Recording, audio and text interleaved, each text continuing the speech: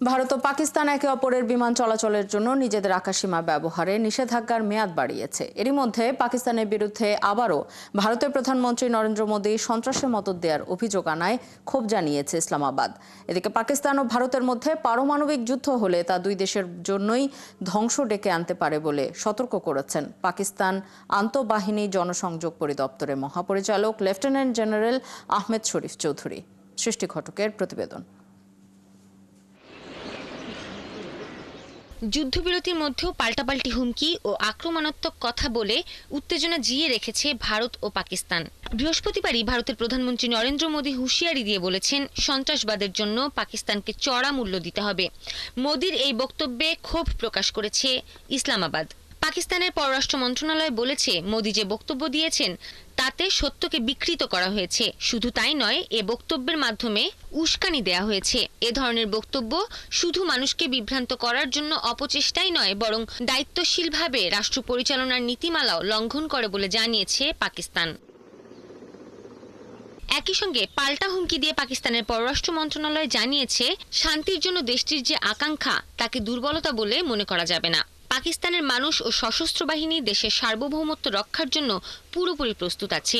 যে কোনো আগ্রাসনের যথাযথ জবাব দেয়া হবে বলেও বিবৃতিতে জানানো হয়।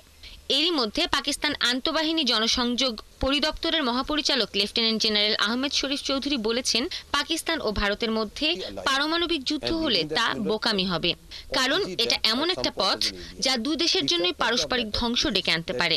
সম্প্রতি বিবিসিকে দেয়া এক সাক্ষাৎকারে শরীফ চৌধুরী এসব কথা বলেন। ভারতের প্রয়োজনের চেয়ে বেশি আত্মবিশ্বাস রয়েছে।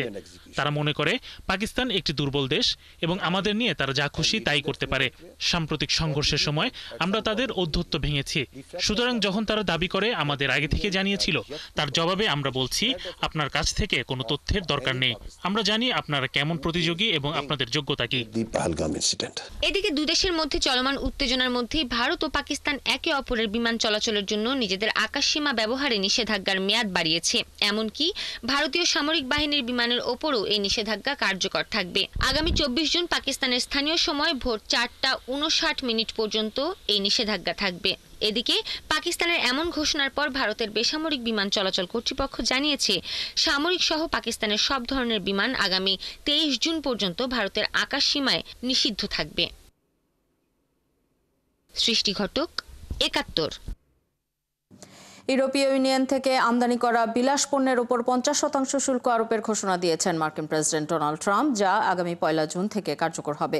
শুক্রবার এমন সতর্ক বার্তা দিয়ে ট্রাম্প বলেছেন, ইউর সঙ্গে বাণিজ্য আলোচনায় কোনো অগ্রগতি হচ্ছে না, তাই আগামী 1 জুন থেকেই এই শুল্ক আরোপের সিদ্ধান্ত নিয়েছেন তিনি। ট্রাম্পের এমন হুমকির জবাবে তাৎক্ষণিকভাবে কোনো মন্তব্য করেনি ইউরোপীয় ইউনিয়ন। মাত্র 2 সপ্তাহ আগে চীনা পণ্যের ওপর থেকে শুল্ক কমানোর সিদ্ধান্ত নেন ট্রাম্প। এতে আন্তর্জাতিক বাণিজ্যে কিছুটা স্থিতিশীলতা শুরু হয়েছিল, তবে নতুন এই পদক্ষেপের ঘোষণা দেওয়ার পর ইউরোপীয় বিলাস পণ্যের শেয়ারের দাম অনেকটাই কমে গেছে। এর আগে শুরুতে ট্রাম্প ইইউ পণ্যে 20% শুল্ক আরোপের প্রস্তাব করেন, তবে আলোচনার সুযোগ দিতে তা 10% নামিয়ে 8 জুলাই পর্যন্ত সময় দেন, কিন্তু তার আগেই শুল্ক বাড়ানোর ঘোষণা দিলেন তিনি।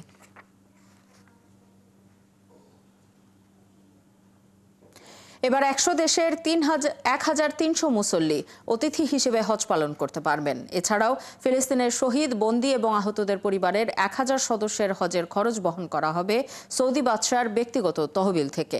এমন নির্দেশ দিয়েছেন বাদশাহ সালমান বিন আব্দুল আজিজ।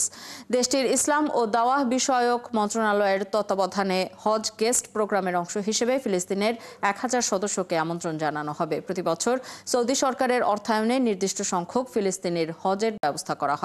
ফিলিস্তিনিদের আত্মত্যাগের প্রতি সৌদি আরবের সহানুভূতির ধারাবাহিকতায় এবার 1000 হজযাত্রীকে আমন্ত্রণ জানানোর ঘোষণা দেওয়া হয়েছে।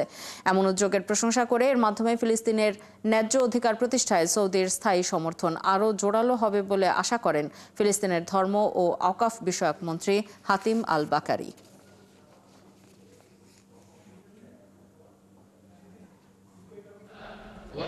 ইসরায়েলি বিমান হামলায় গত 24 ঘন্টায় অন্তত 76 জন ফিলিস্তিনি নিহত হয়েছেন। এর মধ্যে 50 জনই গাজার জাবালিয়া শরণার্থী শিবিরের বাসিন্দা। গাজায় ইসরায়েলের সহিংসতায় পাশবিকতার সব মাত্রা অতিক্রম করেছে বলে মন্তব্য করেছেন জাতিসংঘের মহাসচিব অ্যান্তোনিও গুতেরেস। এদিকে নিজের ক্ষমতা টিকিয়ে রাখতে এবং রাজনৈতিক স্বার্থে প্রধানমন্ত্রী বেনিয়ামিন নেতানিয়াহু যুদ্ধ চালিয়ে যাচ্ছেন বলে মনে করেন বেশিরভাগ ইসরায়েলি। বিস্তারিত চৈতি সরওয়ারের রিপোর্টে। শুক্রবার ভোর থেকে গাজা জুড়ে চলে ইসরায়েলি সহিংসতা। চলমান হামলার মধ্যে হতাহতের সংখ্যা বেড়েই চলেছে। আহতদের ঠাঁই দিতে হিমশিম খাচ্ছে হাসপাতালগুলো। এখনো চলছে উদ্ধার অভিযান, অনেকেই চাপা পড়ে আছেন ধ্বংসস্তূপের নিচে। বিভিন্ন আন্তর্জাতিক সংস্থা তথ্যমতে গাজার হাসপাতালগুলো এখন কার্যত বিপর্যস্ত। অবরুদ্ধ অঞ্চলগুলোতে ৩৬টি হাসপাতালের মধ্যে চালু আছে মাত্র ১৯টি, এর মধ্যে পুরোপুরি কার্যকর মাত্র ১২টি। গত সপ্তাহে যুদ্ধের সরাসরি প্রভাবে ৪টি প্রধান হাসপাতাল বন্ধ হয়ে গেছে, যার মধ্যে রয়েছে ইন্দোনেশিয়া, ইউরোপিয়ান গাজা, কামাল আদন ও হাম্মাদ হাসপাতাল। যুদ্ধের ভয়াবহ প্রভাবে দুর্ভিক্ষের মুখে রয়েছে গাজার বাসিন্দারা। কেরেম শালোম ক্রসিং দিয়ে প্রায় ৪০০ লরি গাজায় প্রবেশের জন্য অনুমতি দেওয়া হলেও মাত্র ১১৫টি লরি থেকে ত্রাণ বিতরণের জন্য সংগ্রহ করা গেছে। এমন অবস্থায় গাজা এখন ইসরায়েলি যুদ্ধের সবচেয়ে নিষ্ঠুর পর্ব পার করছে বলে মন্তব্য করেছেন জাতিসংঘ মহাসচিব অ্যান্তনিও গুতেরেস। আমাদের ভুলে যাওয়া উচিত নয় যে আমরা একটি যুদ্ধক্ষেত্রের মাঝে কাজ করছি। ইসরায়েল যে মানবিক সহায়তা প্রবেশের অনুমতি দিচ্ছে তা ১ চামচের সমান, এবং সহায়তা পৌঁছাতে ইসরায়েল ইচ্ছাকৃতভাবে দেরি করছে। জাতিসংঘ কিছু গমের আটা, শিশুদের পুষ্টিকর খাবার এবং ঔষধ বিতরণ করতে পেরেছে। এছাড়া কিছু বেকারি দক্ষিণ এবং মধ্য গাজায় কাজ করছে। এদিকে যুদ্ধে জয়লাভ বা জিম্মিদের মুক্ত করার চেয়ে ক্ষমতা ধরে রাখতে বেশি আগ্রহী ইসরায়েলের প্রধানমন্ত্রী বেনিয়ামিন নেতানিয়াহু, এমনটাই মনে করছেন বেশিরভাগ ইসরায়েলি। দেশটির নাগরিকদের নিয়ে সবশেষ এক জরিপে এমন তথ্যই উঠে এসেছে। হামাসের কাছে আটক বাকি জিম্মিদের ফেরত আনতে আরেকটি চুক্তি কেন হয়নি এমন প্রশ্নের জবাবে ৫৩% উত্তরদাতা এটিকে রাজনৈতিক কারণ হিসেবে মনে করছেন। চৈতি সরওয়ার, ৭১। ইসরায়েলের কাছে যুক্তরাজ্যের অস্ত্র রপ্তানি বন্ধের দাবিতে লন্ডনের 10 ডাউনিং স্ট্রিটের বাইরে বিক্ষোভ হয়েছে। শুক্রবার স্থানীয় সময় বিকেলে হাজার হাজার বিক্ষোভকারী এতে অংশ নেন। প্যালেস্টাইন সলিডারিটি ক্যাম্পেইনে আয়োজিত এই বিক্ষোভ থেকে ইসরায়েলি পদক্ষেপের নিন্দা জানানো হয় এবং ফিলিস্তিনিদের দুর্ভোগে যুক্তরাজ্য জড়িত থাকার অভিযোগ করা হয়। সম্প্রতি প্রধানমন্ত্রী কিয়ার স্টারমার এবং পররাষ্ট্রমন্ত্রী ডেভিড ল্যামি গাজায় ইসরায়েলের পদক্ষেপকে জঘন্য এবং ফিলিস্তিনিদের দুর্ভোগকে ভয়াবহ বলে মন্তব্য করেছেন। সিরিয়ার উপর দীর্ঘমেয়াদী নিষেধাজ্ঞা তুলে নেয়ার প্রতিশ্রুতি বাস্তবায়নের ক্ষেত্রে প্রথম গুরুত্বপূর্ণ পদক্ষেপ নিয়েছে ট্রাম্প প্রশাসন। যুক্তরাষ্ট্রের ট্রেজারি বিভাগ জানিয়েছে, নতুন সিদ্ধান্ত অনুযায়ী সিরিয়ার একাধিক ব্যক্তি ও প্রতিষ্ঠানের উপর আরোপিত বিধিনিষেধ শিথিল করা হয়েছে। এর ফলে দেশটির বেসরকারি খাতে বিনিয়োগের নতুন সুযোগ তৈরি হবে। বিভাগটির এক বিবৃতিতে বলা হয়েছে, প্রেসিডেন্ট ট্রাম্পের আমেরিকা ফার্স্ট কৌশলের সঙ্গে সামঞ্জস্য রেখেই এই পদক্ষেপ নেওয়া হয়েছে। ইরান যুক্তরাষ্ট্র পরমাণু চুক্তি বিষয়ে ৫ম দফা বৈঠকেও মেলেনি কার্যকর সমাধান। ইতালির রাজধানী রোমে শুক্রবার বৈঠকের পরও নিজ নিজ অবস্থানে অটল দুই দেশ। আলোচনায় মধ্যস্থতাকারী ওমান জানায়, এবারের বৈঠকে কিছু নতুন প্রস্তাব উত্থাপিত হয়েছে। এসব প্রস্তাব নিয়ে নিজ নিজ প্রশাসনের সঙ্গে আলোচনা করবে দুই দেশ। সেই অনুযায়ী নির্ধারিত হবে পরবর্তী বৈঠকের সময়। তবে ইরানের পররাষ্ট্রমন্ত্রী আব্বাস আরাকচি স্পষ্ট জানিয়ে দিয়েছেন, ২-৩টি বৈঠকে এই জটিল সমস্যার সমাধান সম্ভব নয়। জার্মানির হামবুর্গ শহরের একটি রেল স্টেশনে ছুরি হামলায় কমপক্ষে ১৭ জন আহত হয়েছে। শুক্রবার সন্ধ্যায় এই হামলা হয়। আহতদের মধ্যে অন্তত ৪ জনের অবস্থা আশঙ্কাজনক।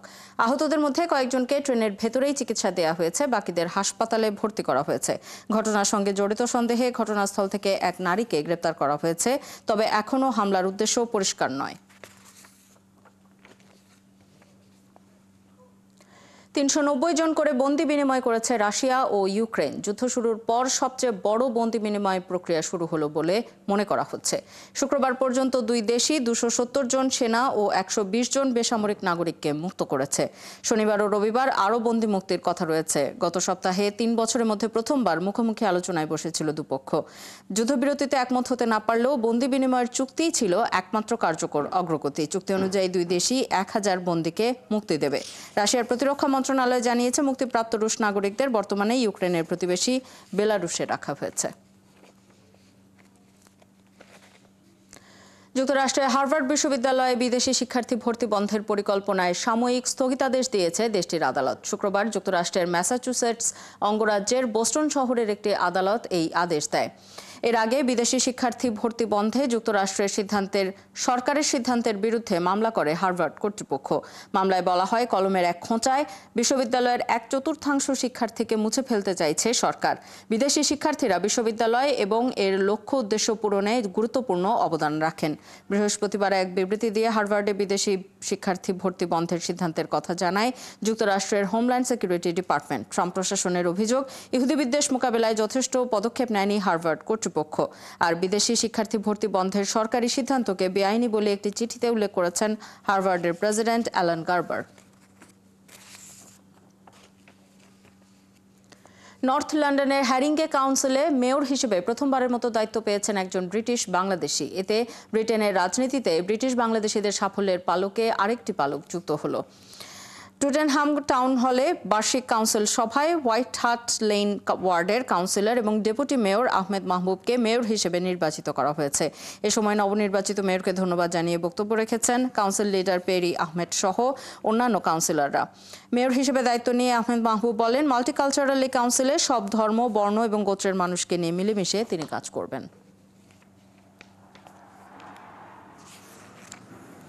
দক্ষিণ সুদানে প্রেসিডেন্ট সালভা কিরের প্রতিদ্বন্দ্বী সমর্থকদের সঙ্গে সেনাবাহিনীর সংঘর্ষে কমপক্ষে 75 বেসামরিক নাগরিক নিহত হয়েছে। শুক্রবার জাতিসংঘের মানবাধিকার বিষয়ক প্রধান ভলকার তুর্ক জানিয়েছেন, গত ফেব্রুয়ারি থেকে চলা সংঘাতে এসব বেসামরিক নাগরিকদের প্রাণহানি ঘটে। তিনি বলেন, দেশটিতে প্রেসিডেন্টের প্রতিদ্বন্দ্বীদের সঙ্গে সামরিক বাহিনীর সংঘাতে বহু মানুষ আহতও হয়েছেন। এছাড়া প্রাণ বাঁচাতে আরও হাজার হাজার মানুষ নিজেদের বাড়িঘর ছেড়ে পালিয়ে যেতে বাধ্য হয়েছেন। তুর্ক এক বিবৃতিতে বলেছেন, সেখানকার বেসামরিক আবাসিক এলাকাগুলোতেও হামলা হয়েছে। চিকিৎসা বিষয়ক আন্তর্জাতিক দাতব্য সংস্থা ডক্টরস উইদাউট বর্ডার্সের মেডিকেল স্থাপনাও আক্রান্ত হয়েছে বলে জানিয়েছেন ভলকার তুর্ক। গত এপ্রিলে প্রকাশিত জাতিসংঘের তথ্য অনুযায়ী দক্ষিণ সুদানে চলমান উত্তেজনায় নতুন করে প্রায় 1,25,000 মানুষ বাস্তুচ্যুত হয়েছেন।